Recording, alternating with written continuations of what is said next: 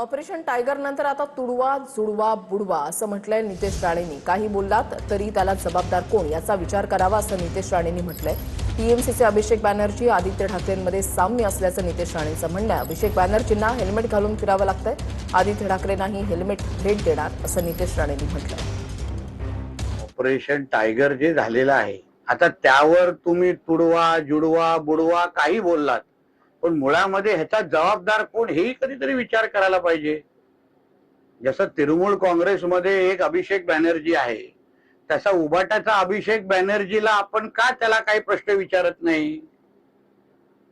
कधीतरी आदित्य ठाकरेला पण ह्याच्या बाबतीमध्ये प्रश्न विचारला पाहिजे की बाबा तू असताना तुझे खासदार का सोडून गेले? मग तृणमूलचा अभिषेक बॅनर्जी, उबाटामध्ये आदित्य ठाकरे, साम्य आहे। तो पण अभिषेक ए आणि ए आहे।